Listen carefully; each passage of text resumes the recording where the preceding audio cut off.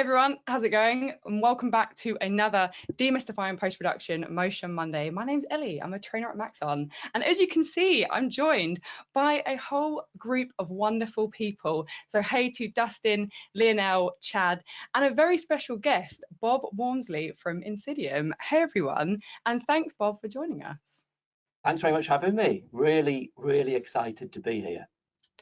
We're all really excited to have you here as well. And hey to everyone already in the questions area. So hey to Bernd, Anders, Charles, Scott, Marcelo, Andrew, Dan, Drake, Wesley, Erwin, Jim, Hannah. So many of you. Evo, I'm going to keep going. I've decided. I've committed now. Hey to Ahmed, to Jay, and to Janet. And hey to everyone else who's joining us now. It's great to have you here with us live.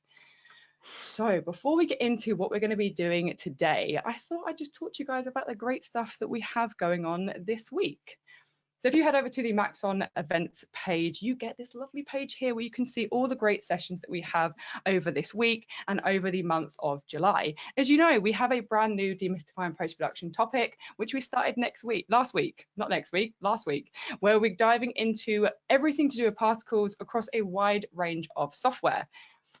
And then on Wednesday, we have the final part 6 of our hands-on with Maxon Cinema 4D Level Up workshop, where we're going to be diving into 2 hours of working with Redshift. So getting you guys up and running and working with Redshift inside of Cinema 4D. That series has been so good, by the way, Ellie. Sorry, it's been amazing. Thanks. Just want to put that out there. Speaking for everybody, thanks, there's hundreds of people right now out there that are listening, going like, "Oh my gosh!" I'm just speaking for them. I'm the voice of the people. It's amazing. Oh, cheers, guys. Yeah, I'm kind of gutted it's over. Like it always goes so quickly. Like 6 parts just isn't enough for me. I think I could do it every week. Maybe I shouldn't say that live, because is that now a commitment? No, I'm glad it's going well, and I'm glad people are enjoying it. But yeah, final part. But hopefully I can end with like a bang. That should be good. And then on Thursday, we have another Ask the Trainer live on our YouTube, where we're going to be diving into UV workflows. And I know so many people during workshops and on social media ask me about UV workflows, so I know it's going to be highly anticipated. It's going to be great. That's with our master trainers, Noseman and Jonas Pills. And yeah, that's Thursday. And then last but not least, we can't forget to talk about VFX and Chill, which is on Friday with Seth and Hashi. And don't worry, if you ever miss any of these sessions, if you ever missed anything last week, or you missed these ones that are happening this week, then everything gets recorded and we've got you covered, because we've got it all on our Maxon Training Team YouTube channel. So if you head over to YouTube, search Maxon Training Team, you get this wonderful channel here, and you can see all of our lovely videos. You can see the upcoming live streams for Ask the Trainer, for Maxon Color. You can see last week's sessions. So these are our recent uploads. So we have VFX and Chill, Maxon Color, C4D Level Up. We've got our quick tips as well with Jonas, and we have our wonderful world of particles, which we're doing currently right now. All of these links can be found in the handout section of GoToWebinar, along with the links to the project files, and also a very special link to the Maxon merch store, where you guys can just type in the password Particle Magic and you get a free t-shirt. All you have to do is pay for shipping, but yeah, you can rep along with us with some lovely Maxon merch. So I wanted to talk a bit about INSYDIUM. So for those of you who maybe don't know INSYDIUM or know a little bit about them, they are perhaps mostly known for xParticles, but as we can see, they have a wide range of plugins, including their own renderer, Cycles 4D. And in just a sec, I'm going to ask Bob to do a little bit of an intro about himself and maybe talk a little bit about INSYDIUM and about xParticles. But before I hand it over to you, Bob, I thought I would show that amazing showreel that you sent to me not long ago for everyone to see. So enjoy these amazing next 30 seconds, people.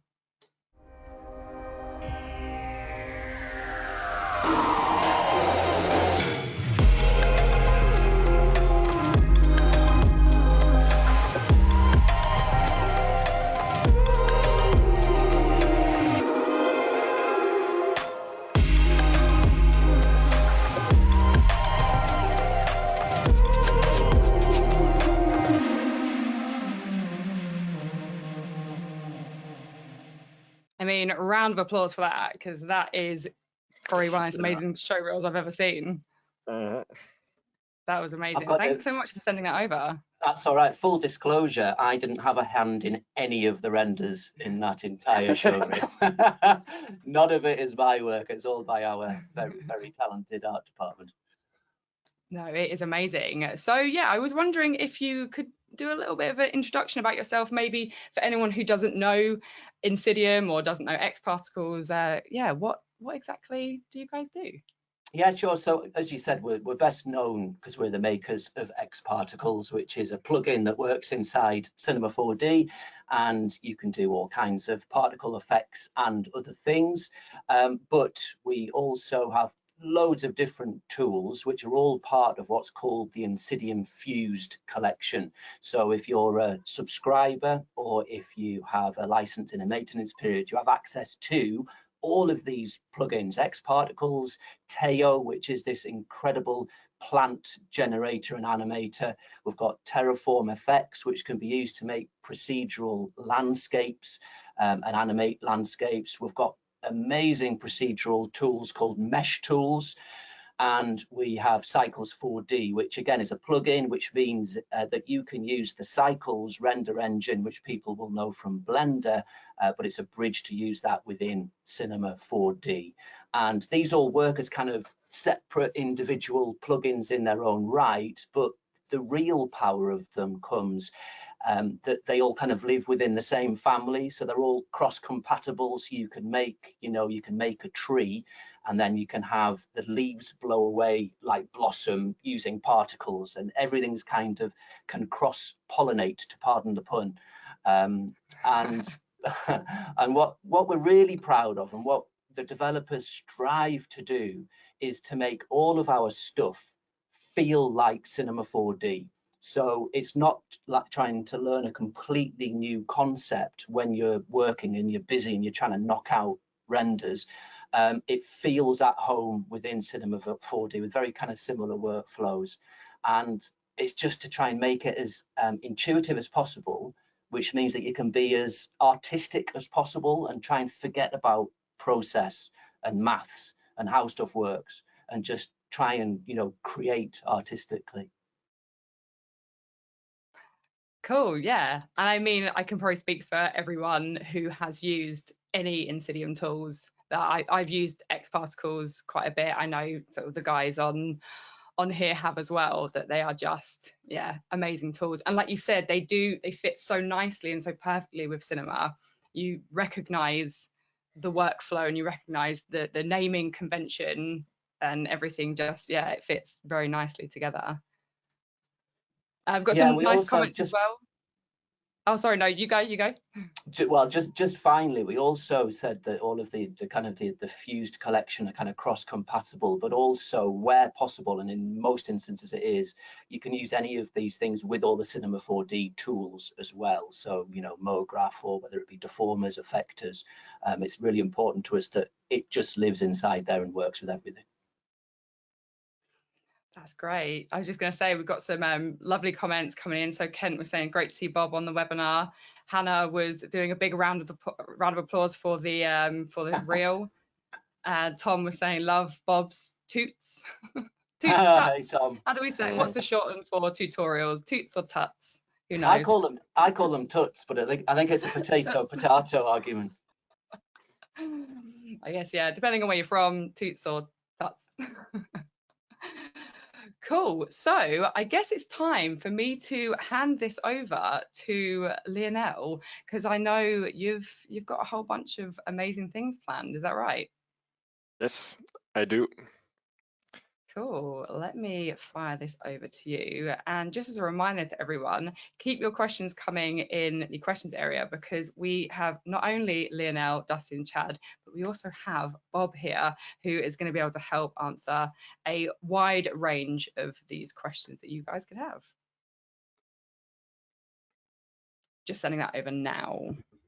So can you see my screen? Yes. Yes, we can. All right. Cool. So, well, let's start. Yeah, I'm very happy to present that and to have Bob with us. I mean, I've learned xParticles mainly thanks to his tutorials on YouTube some years ago, and the maintenance training on the website is also amazing. If you buy Fused, you have access to all the training, which is really good. I mean, it's in-depth training, explain everything. The manual is very good too. Okay, so here I'm going to show you the last project we're going to do, which is very simple.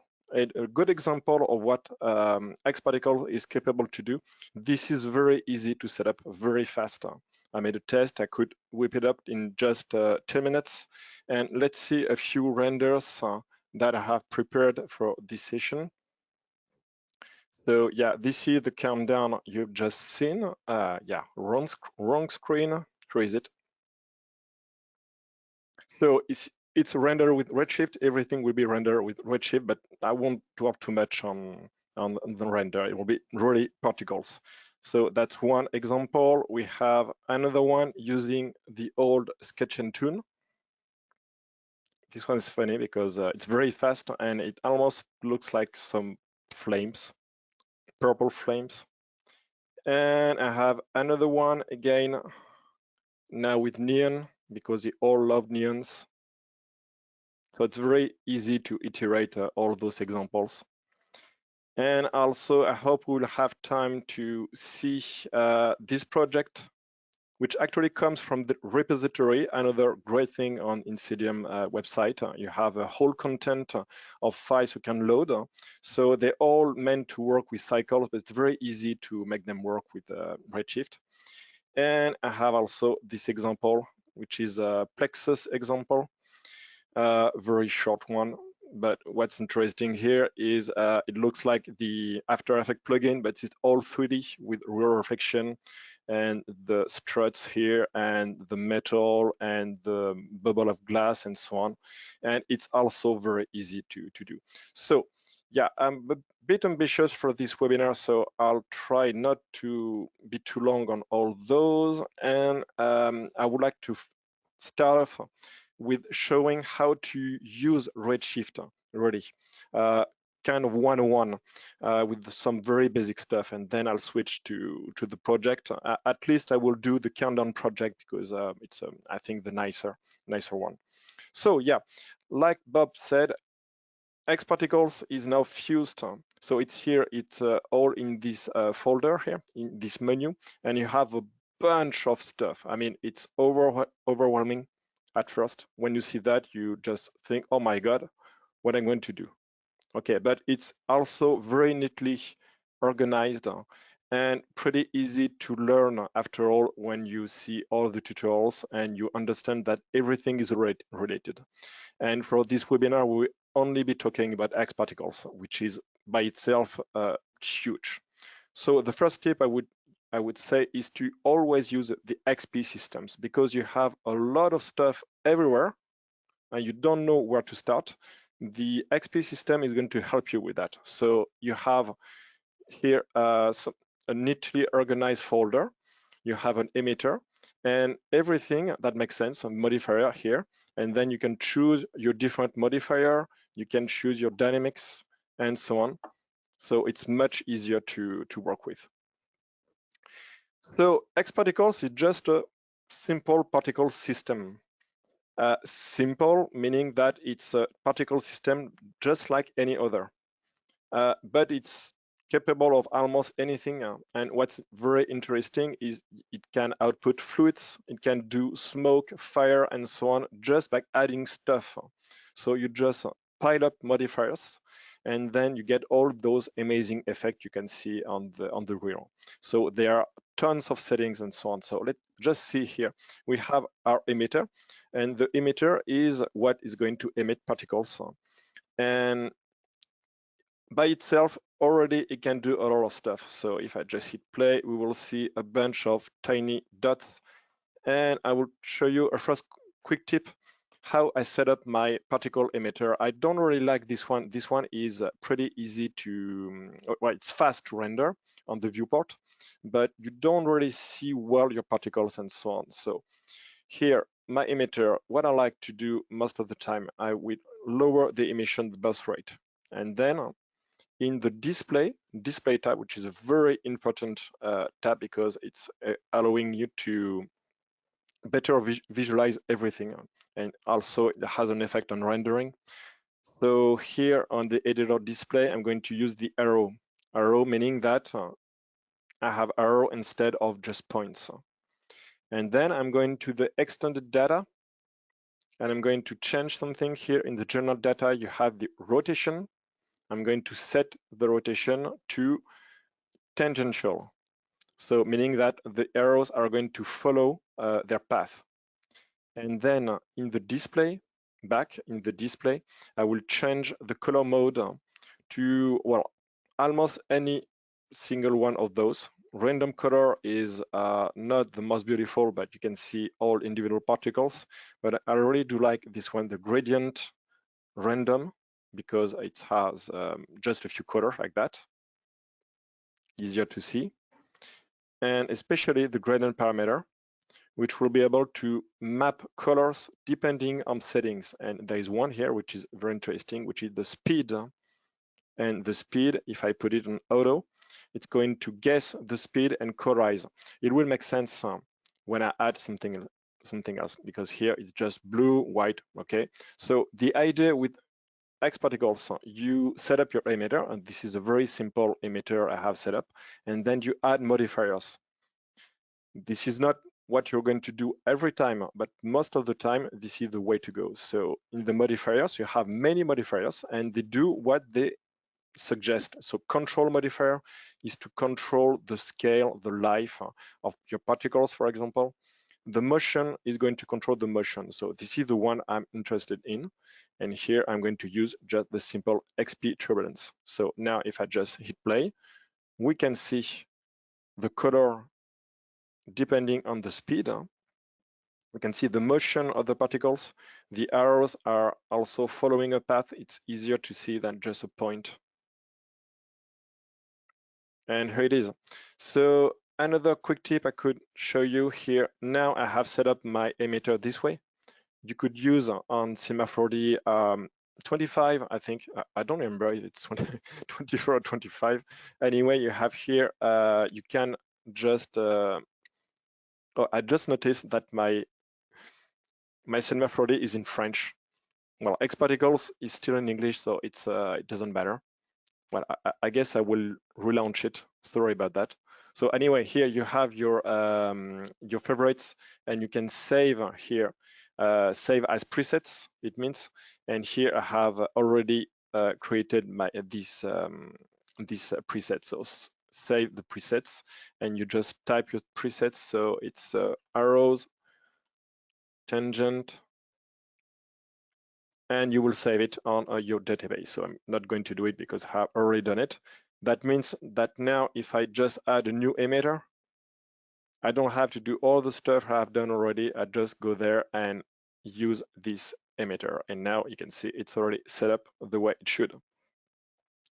I just forgot here on the display to switch it back to gradient parameter on speed,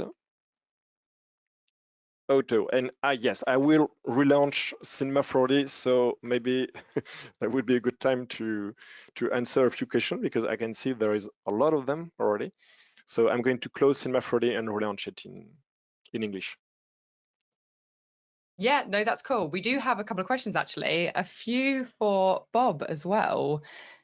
So let me just take a look and find some of these. So a lot of them are sort of like hardware plans and sort of plans to update. Yeah, so talking about integrating cycles and Blender, have you seen those? Yeah, so basically, any of the questions that are talking about kind of future development and what are the plans, I can't answer, I'm afraid. That's something that we can't talk about. That stuff is announced when it's announced, as soon as it's ready.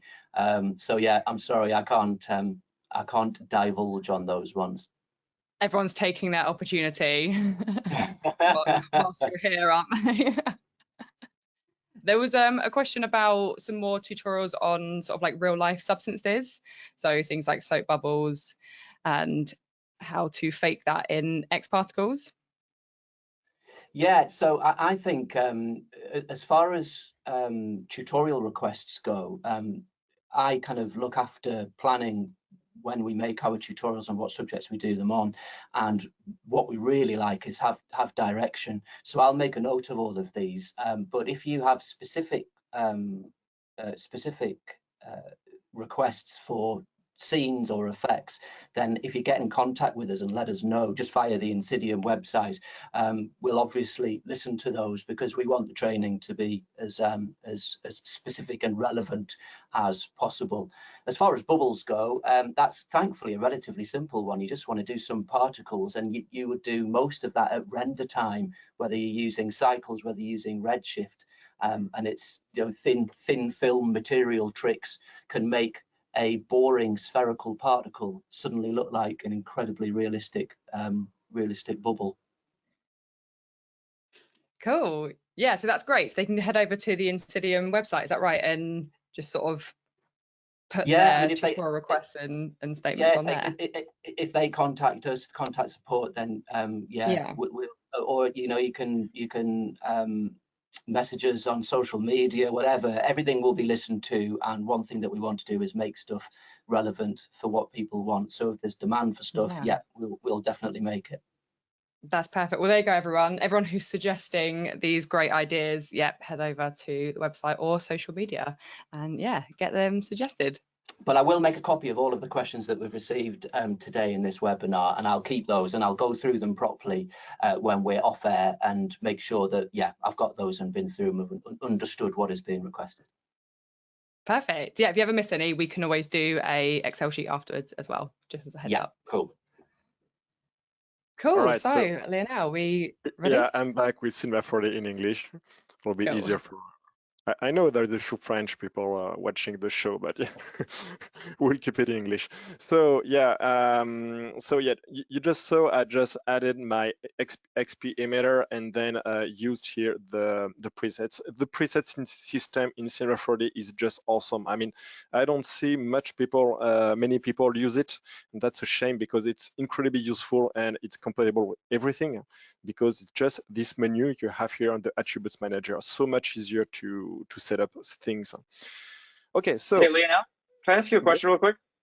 Yes. So is that the preset dropdown? Are you able to set presets for like a system, or are the presets at the each component level? Like, would you set like an XP turbulence preset, or? Actually, there is a system preset, Yes, exactly. I was going to say that there is a system existing inside.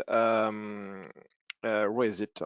Well, there is something inside INSYDIUM, inside xParticles, but here I'm using Cinema 4D's own preset system, and it should work if you use it here as XP system. But in that case, you would save it as an object, as a scene. So maybe it'd be better to use xParticles system instead. This one is great for just individual assets like the emitter, the turbulence, and so on. Wow, that's great. Thank you so much. All right, so here we have our emitter and we have our turbulence, and now I can add stuff. And you have a lot of things here in the modifier. So you click here on modifier and you choose one of those, and most of them are pretty straightforward. They do what they tell. For example, we could use here the rotator, which is always very popular. And if I untick here the turbulence, we can see we have a spiral, and we have a lot of control with the rotator. And I used this one on purpose because there was a question. Sometimes you will use modifiers that just don't work because they are here on velocity mode. And in xParticles, when you have velocity, it means it takes full control of the particles. So if I untick the turbulence and use both, you can see it doesn't work. Right? It doesn't work the way we would expect. Okay, so you need to change the rotator here to the mode force, and now it's going to work. but the turbulence is going to be very strong. You can see here, we have the rotation and we have the turbulence acting at the same time. But if we want to have the helix back, we will need to increase here the rotate speed and so on. So just a note, be careful when you have this setting here, velocity or force. Remember that velocity is going to take over, okay? So I'm going to untick this one and we will see how to control more this this modifier. So here, there's many ways to control modifiers with xParticles. You can control them just by adding them and deactivating, but you can use fields, you can use data mapping, you can use groups, you can use question, and you can use all of them together. So you have an amazing freedom of control with it. So for example, I'm going to add a new modifier, which is a very strong modifier, which is the gravity. So gravity is a very strong modifier, meaning that everything is going to fall down. As you can see, gravity is not, there's nothing about velocity, but if I add the gravity, the turbulence, it looks like it's off. It's just because the gravity is so strong. It makes sense because in the real world, gravity is the main force that keeps you on the ground. Otherwise, we would be flying around. That would be fun. But so gravity is much stronger than turbulence. That's why you have a huge range here of strength here. And if I increase my strength to something like that, we will see more the turbulence, you can see. So it's very often a matter of how much influence each modifier have over each other. So let's go back to the standard turbulence. Let's say I don't want the gravity to happen right now. There is many ways to change that. I could use just a field. So if I use a linear field, let's put it to +z going there. So now we can see there is no gravity, no turbulence either, and then it's going to fall down. So the very easy way to control our gravity. Okay, it's the integration that Bob told us about. Everything is so well integrated inside Cinema 4D. It feels like a native plugin. So everything you know about the fields can be just transposed to this one. It's going to work the way you would expect, except for a few things, of course, but it's going to work 90% of the time the way you would expect. So now if I add my turbulence back, we can see we have our turbulence happening right now. And then we have the gravity taking over when the particles reach this point. So that's one way to control particles. Another way to control particles will be the data mapping. So maybe I'm going to untick all those. I'm going to use the rotator back and let's make it on velocity because I want to have the rotation. You can see the rotation is happening straight away. So I could control that with the fields using the same linear field, for example. And yes, I need to activate it back.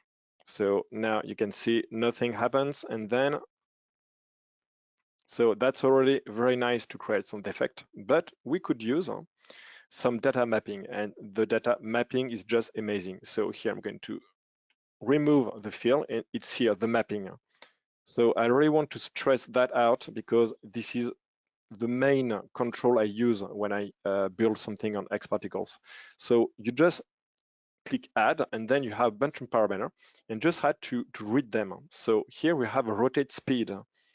And the rotate speed is there, okay? 190 degrees. If I put it to 0, it's like nothing happens, okay? So let's go back to 190 degrees. And we can see in the mapping, we have the parameter rotate speed, okay? Is controlled by the age, depending on 0 to 90. And you have a graph here. So that means that when the particle is born, we have 0 intensity of the rotate speed. And when the particle is 90 frames old, here we have the maximum, meaning we have 180 degrees. So that's pretty easy to read this way, because now we can see we we'll have a very progressive rotation. You can see it's going to accelerate. So it's different from the linear field.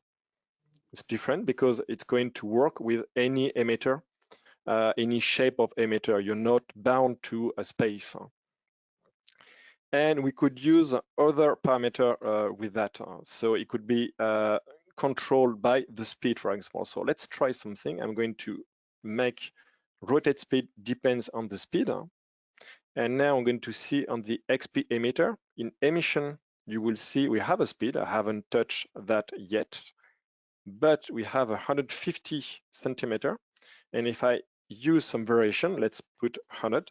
So it will be minus or plus 100 centimeters. So meaning that it's going to be between 50 and 250. So I know my range. Let's go back to the rotator and let's make 50 to 250. Okay, so meaning that the slow particles are going to not rotate at all, and the fast particles are going to rotate at full speed. Okay, so let's see. And if it's not that obvious, but if we can see here, we have more arrows, straight arrows, and you can see those are the more blue, I don't know if you can say bluer particles are going straight, and the whiter one are driven by the rotator. So it's a very, very powerful way to control particles, and you can just add multiple mapping on top of each other. So let's add and put again one for the age. Okay, so now it's both controlled by the speed and the age. Let's see. And now we can see that we have both and this stream of particles. And for some advanced scene, you can have like 4 or 5 of those all together. I will use them later for the countdown. So that's one way to control particles. Let's go back. I'm going to untick everything. And let's see one amazing way that would be with the groups. I won't see the question action because this one is very complex, but the groups is pretty easy. Here we have a simple emitter, okay? And the particles that are output are all here, those particle, arrows particle, and so on. So let's go to the groups and we will split some kind of, almost we're going to split the emitter between different emitter. They will all share the same place, the same position where it emits particle, but the particle will be different. So here, if I create a group, and I'm going to hold Control to create several groups at the same time. So we have 3 groups, and those groups are here. They all inherit the particles I have created, but now I'm going to change them. So one will be, for example, circles. The other one, circles, and I'm going to change the color to a single color, and let's try a green color. This one will be cubes, because why not? So box field, and let's change also the color to maybe red. And this one will be still arrows, but I'm going to change to a single blue color, okay? So now I'm going to change also my emitter because I haven't shown that, but on the object, this is the shape of the emitter. So it's a simple rectangle, but it can be many, many things. We will use later on an object as an emitter. So here we can use a sphere, meaning that the particles are going to shoot out on all directions. That alone is kind of difficult to do with Cinema 4D owns native particle system. So now if I click here, we can see we have kind of star shape and all kinds of different particles. The green circle, the red cube, and the arrows. And they're all going to be influenced by this modifier. But let's change something else, because here on the XP emitter, you have the groups, and you can see This is the random distribution, meaning you will have the same number of the 3 different groups, but you have this amazing use gradient, which is kind of confusing at first because you just need to add 1, 2. Okay, so this range here is going to be particle 1. This range, I don't know if I can show it. Well, the range between those 2 is going to be particle 2. And this whole range will be the 3rd particle. So that means there will be a few green, a few red, and a whole bunch of these particles. So let's see. And you can see this is the case. If we go back to our particles, now they all have their own speed. So maybe I could make the blue particle much slower, something like that, and it's going to work. Now our blue particles are very slow and the other are going fast. So that's already amazing. But what's even more amazing now, if I can use my turbulence again. So the turbulence is going by default to alter the motion of everything. And you can see that when your particle is going faster, it seems to be less driven by the turbulence. This is just an illusion. Actually, it's influenced, but you can't really see it. A slow particle will be more influenced.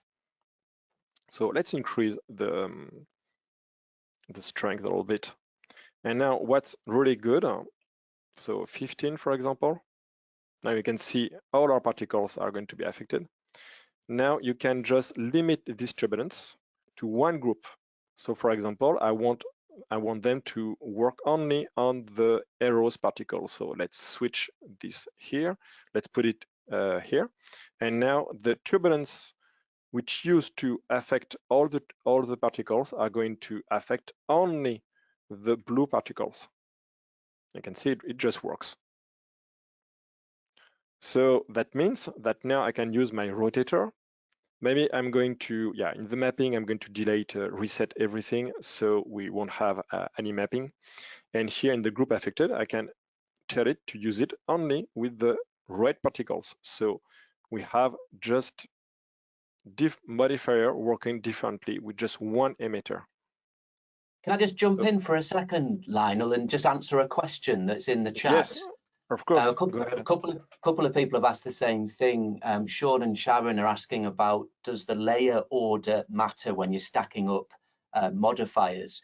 And it does actually make a difference. It does execute those modifiers from the top down. Most of the time, in many instances, it makes no difference at all and you won't notice. But if you're getting weird behavior in your system, especially if you're using multiple color modifiers that are changing the color, often it's because you need to get the order of those executions correct. So as I say, most of the time it makes little difference in a lot of scenes, but some setups it does. And just remember that it executes from the top down.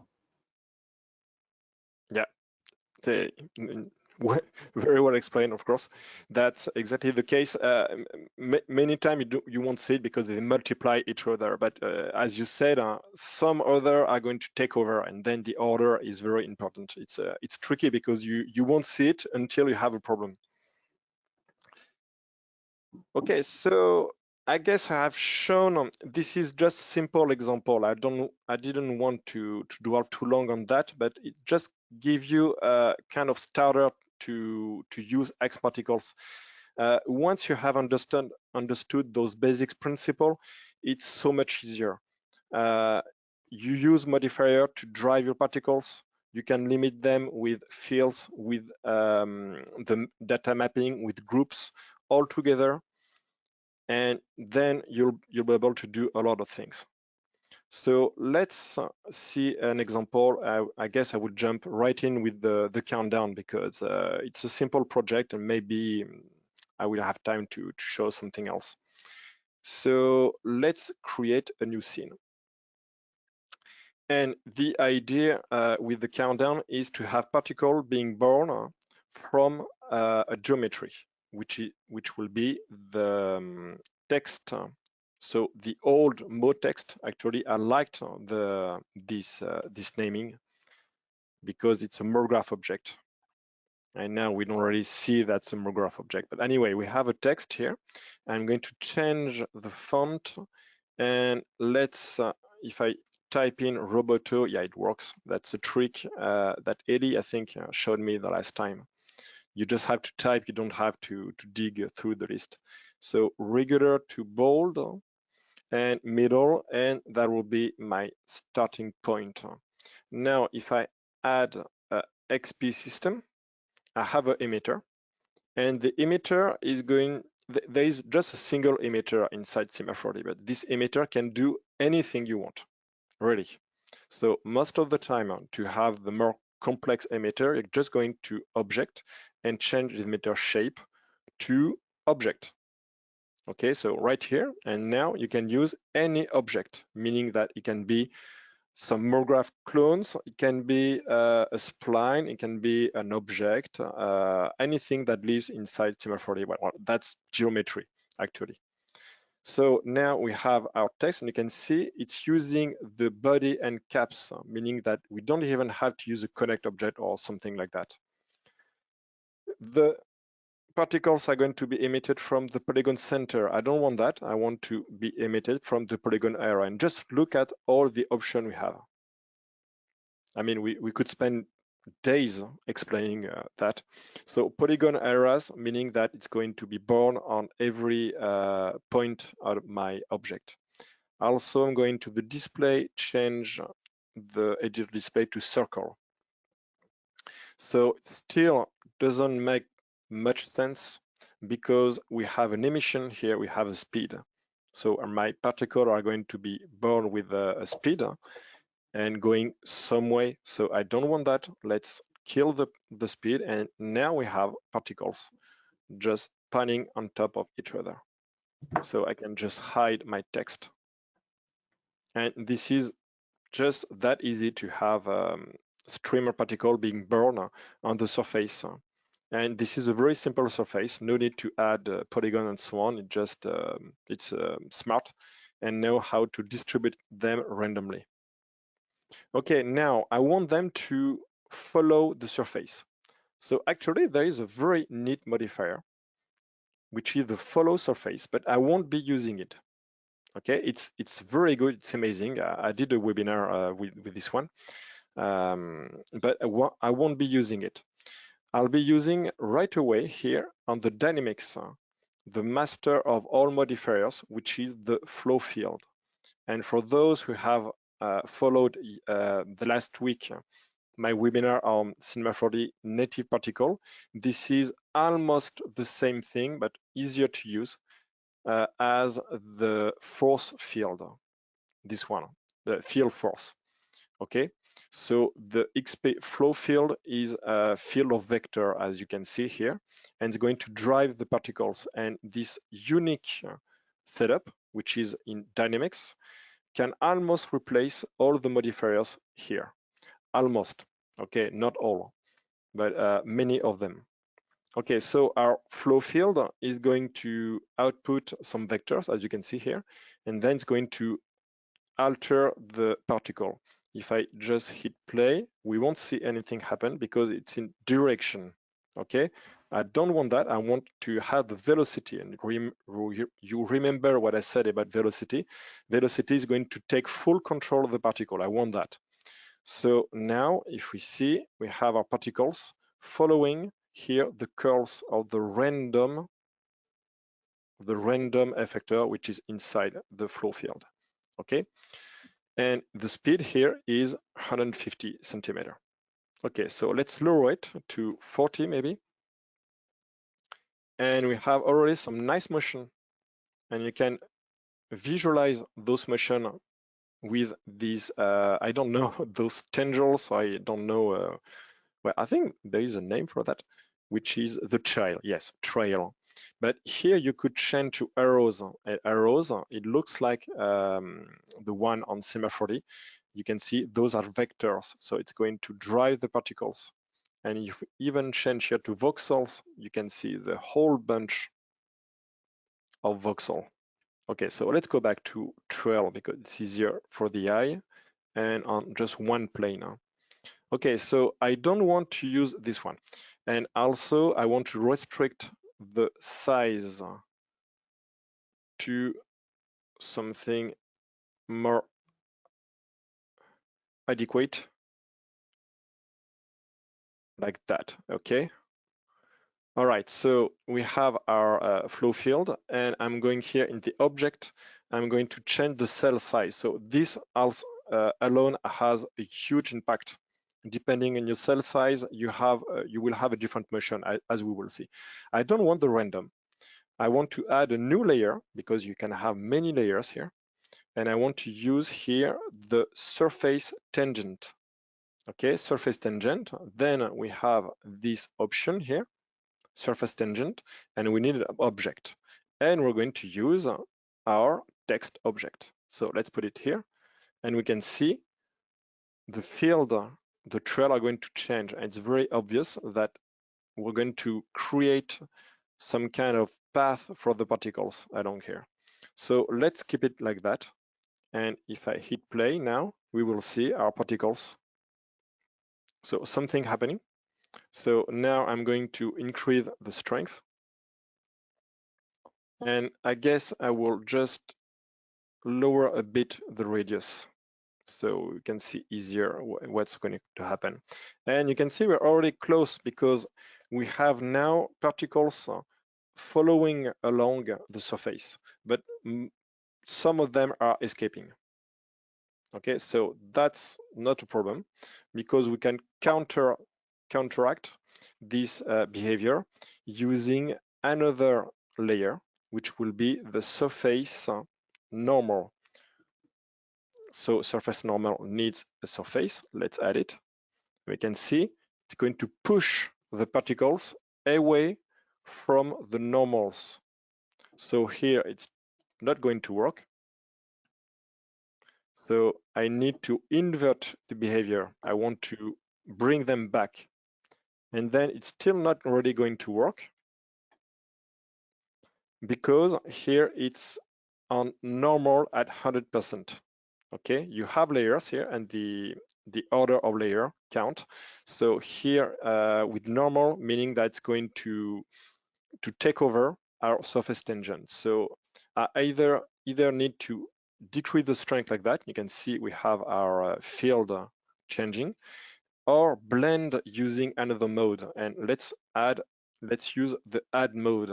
And now I just want to bring them back a few like that. And now if I hit play, we have a better result. We still have some particles escaping. So most of the time that's because of your cell size. So I'm going to reduce the same cell size. Also, I'm going to change on surface tangent. I'm going to untick here the fall off. And both fall off actually, because I really want to have all the particle constrained to that. So 5 centimeter. And now you can see our particles are trapped and they're moving around. So that's almost done. I'm going to hide the flow field.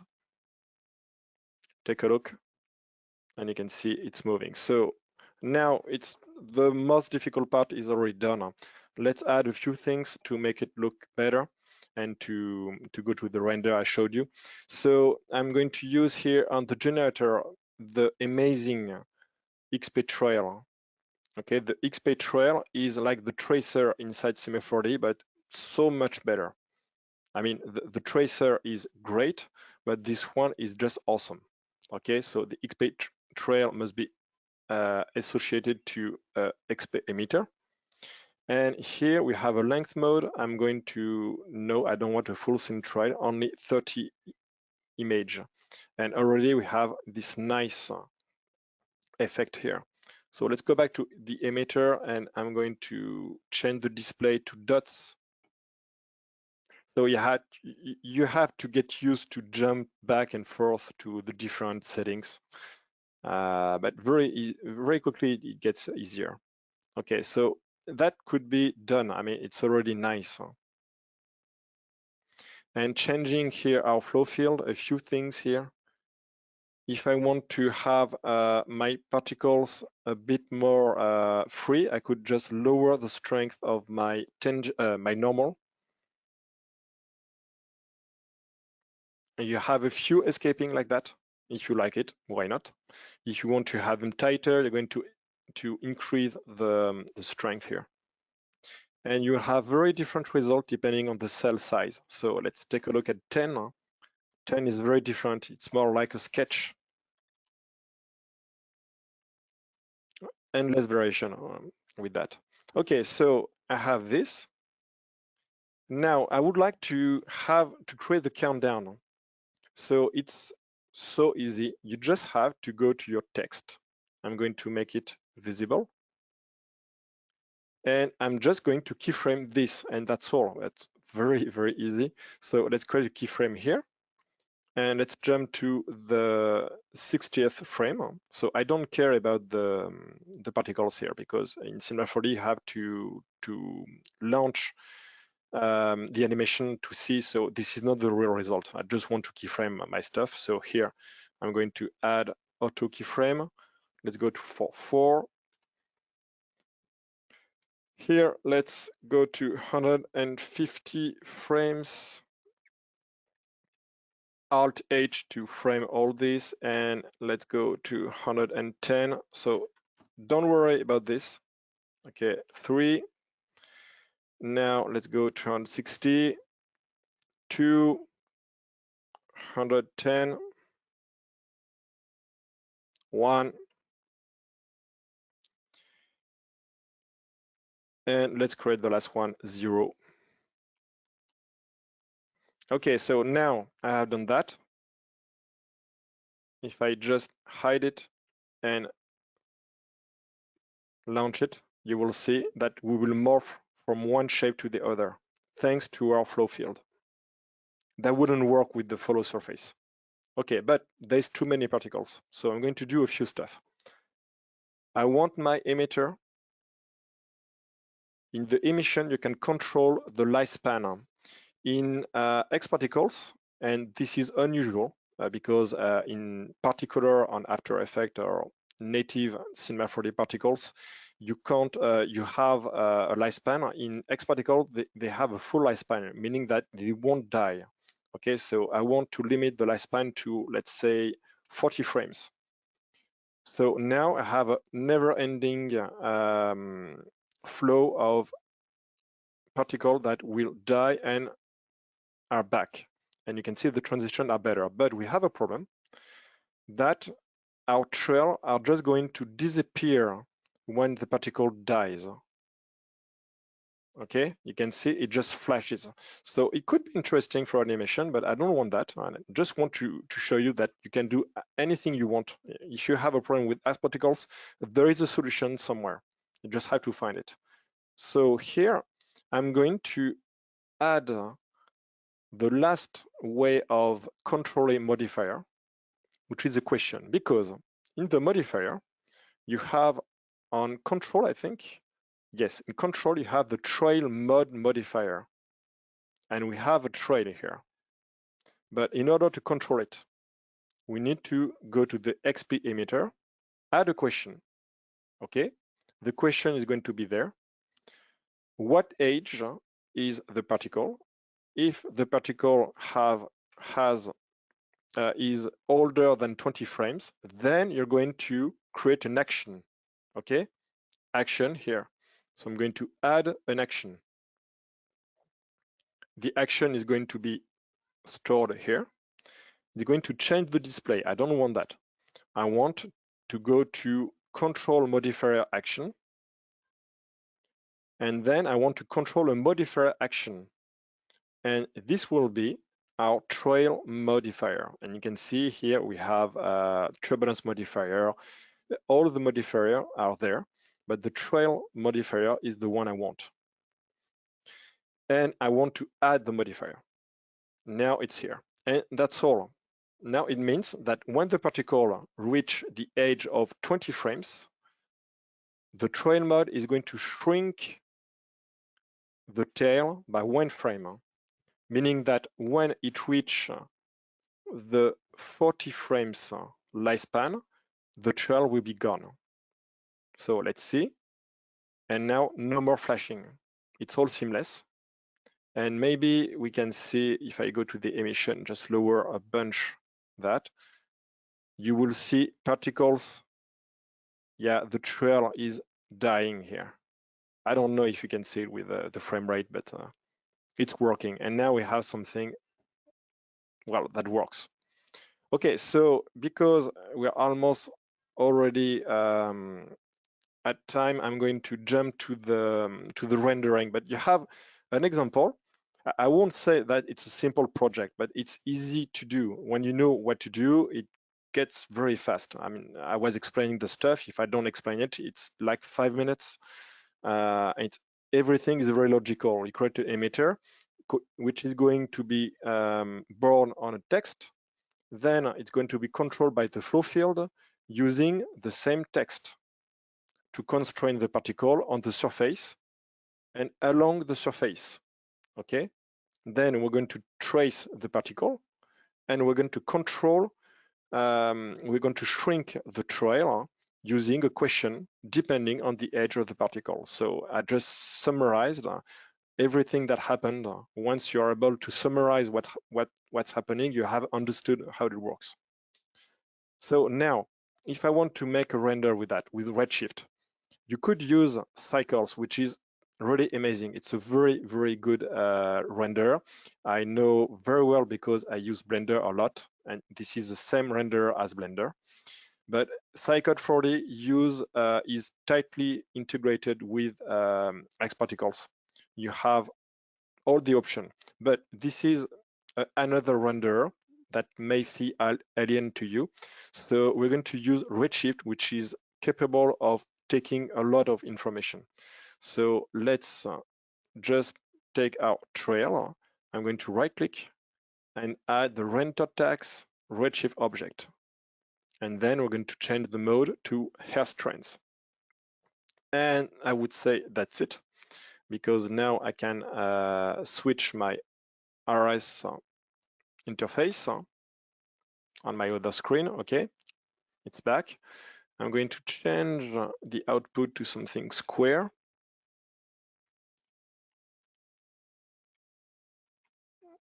All right, let's frame it a bit. And now if I just hit render, we have our trail. Very simple, it works. And you have here the hair strands. Okay, so I want to make it nicer, because that's not enough. I would like to colorize the trails depending on my particles. So let's bring back our particles here. And I guess I will switch back to the standard interface. Let's bring back the emitter. I'm going to show in display my particles. Let's go back to circle. And I want to have here a gradient random based on those colors. So I will keep the blue, but here I want to have a purple. All right, so my particles will be, well, you can see it. Now I'm going to use the color of the particles to drive the color of the trail. Okay, so because I don't want to see the particles, I won't render them. I could do it. I just need to, if I wanted to see the particles, you just need to add your Redshift object and then use a sphere instance, and that's it. But I don't want that. I just want to see the trails.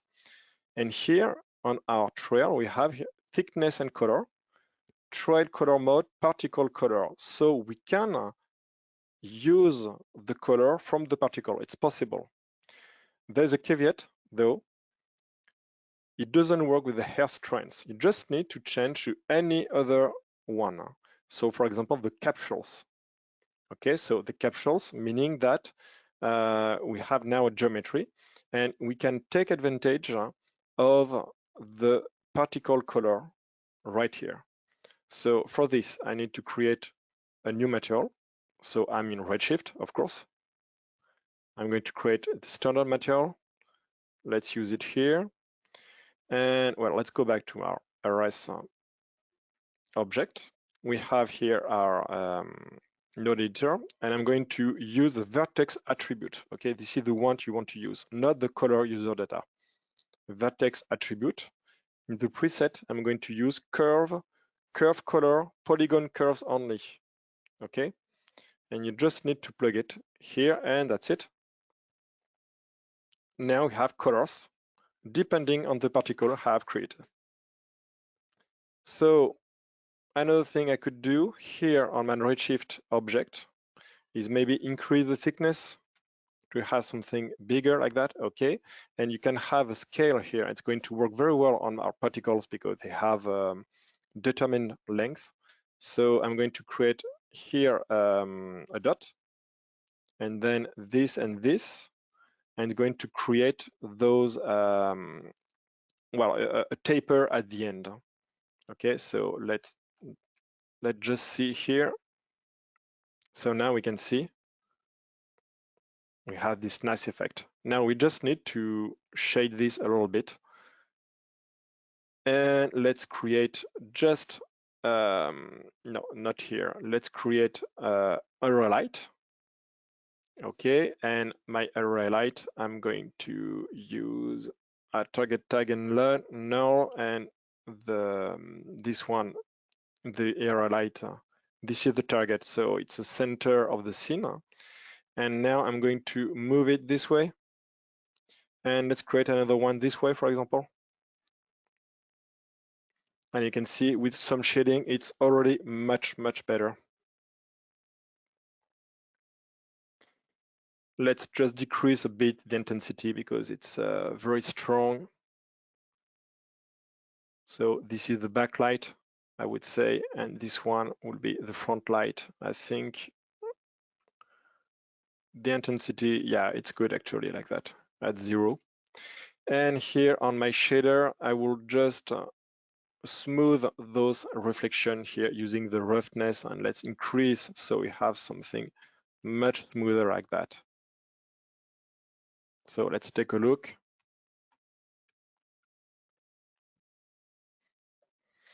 And now we could just use photographic exposure to bring back a bit of the shadow, and use the bloom, of course.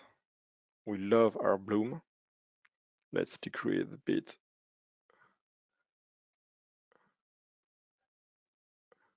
Something like that. And that's it. So now it's very fast to render too. So yeah, I do have a good graphic card, but let's take a look at the render. It's pretty fast, as you can see. And actually you could lower a lot the sampling to have faster render. Actually, I could bring it down to 5 seconds. I think the frame for the example you have seen. And here, if I just now, let's go back here and hit play, we can see the animation. And what's really nice with that, it could be anything on your text. So at the end, I could just write boom instead of 0 or whatever. So I won't finish the actual project at the very end. I just added a last modifier, which is the explode modifier. Very simple one. It's going to shoot out the particles spherical manner. And I just untick this one, I keyframed, so the flow field was just dead. You can just activate that, and with keyframes that works very well. It's this one here. Enable, just keyframe here, and then you can just untick your modifier, and it just works. So this example is interesting because I think I could do the same with Cinema 4D on particle, the native particles, but I would need to use thinking particle. It would be much more complicated. Here with xParticles, it's so fast, and we could just make it so much more awesome using, for example, fire. We could have all those particles emit smoke, emit fires, make them liquid. I mean, the limit is your imagination. and yeah, and to learn a few modifier there, and so on. And I think I'm done. Yes, we are over time. We do want to have some question. Yeah, Leo, there's a lot of questions, and apologies to everybody if we can't get to everything. But one of the questions was, what makes the xpTrail, the trail thing that you've been using in xParticles, better than the MoGraph tracer? Because you mentioned it was like a lot better. So what are things that that you like better about that one? Well, maybe Bob can explain this. There is many more options. You can emit particle from. I didn't have the time. I thought I couldn't do it, but you could use the constraint to link particle between them, not trace the particles. You can also trace an object, the geometry from an object, and so on. There is many features integrated with that, just incredible, that don't really exist or barely exist with the Cinema 4D own tracer. Yeah, there's an awful lot of, it's a huge object in its own right, the trail object. And in its default setting, it does what Lionel did, and it makes amazing tracing of particle paths. But you can join any emitted particles together using what are called algorithms in the trail object. So you can join those particles by their nearest index number. So particle 1 joined to particle 2. You can do it randomly. You can use constraints, which are like springs, which hold particles together and can be bendy. And you can draw a trail between those particles. So you can actually, generate a spring geometry from that trail. It's just it's a huge object, massively complex, but even if in its base form of just tracing the particles, it looks pretty nice. Wow, awesome. Okay, that's a great answer to that question. That's some amazing features there in the old xpTrails. Thanks, guys. And thank you, Lionel, for that amazing, I mean, the comments have just been like glowing the entire time, a lot of jaw dropping, and I've been taking xParticles training for a while, and there's just a bunch of tricks that I've never seen before that are absolutely amazing. So, and the results are so gorgeous, so fast too. So nice work, man. It was fantastic. The secret is I must be one of the one that watched every single, there's no trick here. I've watched every single tutorial from Bob and from the team. And they have done a lot of them. I have watched every one of them. So that's how you learn stuff. And then I tried a lot of stuff on my own. I did my own training in French, sorry, on xParticles, and that just nailed the coffin. How do you say? Yeah, put the nail in the coffin. Yeah, that's it. Yeah. One of the tricks to learning this, I understand how overwhelming it can be to open up something like xParticles and have all of those features. And one trick when you're starting is just to try and do one thing. So get an emitter, get one of the modifiers like a gravity, and just have a go at data mapping, and just have a little play around with it and get your head around that concept. Because data mapping, it sounds a little bit math-like, doesn't it, and tricky, but actually it's really intuitive when you get your head around it. And the doors it opens once you can do it, it's just immense. You can go from having really complicated everything keyframed in your scene to having this amazing procedural rig that you can make adjustments to, as many as you like. But just do it step by step. Do a bit of data mapping. Try one scene where you just try and get one question to work. So when a particle's 50, it turns blue. And just do it step by step, and it very quickly will sink in and become intuitive. Great advice. Thanks so much, Bob, for being here. You're a legend. For anybody who knows anything about xParticles, so it's just been such an honor to have you on here. And Lionel nailed it. Dustin, great to see you as well. Everybody in the audience has been asking questions and that's been here. Thank you so much. Next week, we're going to have a little tour through history. We're going to be spending our time in After Effects next week, and we're going to look at the history of particles in After Effects and some other particle systems that are not particular. And then we're also going to look at like now what you can do with trapcode particular in After Effects. And then the following week, we're going to look at particles in Houdini, also a little bit in Unreal as well. So Don't miss the next couple Mondays. Thanks so much for being here. And again, guys, thanks so much. We excuse Ellie too. Sorry, Ellie had to take off. We love you, Ellie. Bye. But thanks so much, guys, for being here. It's an amazing session. And don't forget, it's on the Maxon Training Team YouTube, or it will be shortly in the next day or so. And all right, I think that's it, guys. Awesome. Great work, Lionel. Thank you. It's amazing. Yes, I'm looking forward to seeing it. Yeah, absolutely, guys. We hope to see you again soon, Bob. It's been great having you. Yes, thanks very much indeed for having me. It's been brilliant. Enjoyed it, and I'll look forward to coming back again soon, hopefully. Awesome. Very cool, guys. Very cool. All right, you all have a great one, and we'll see you next time. All right. Bye, everyone. See ya. Bye.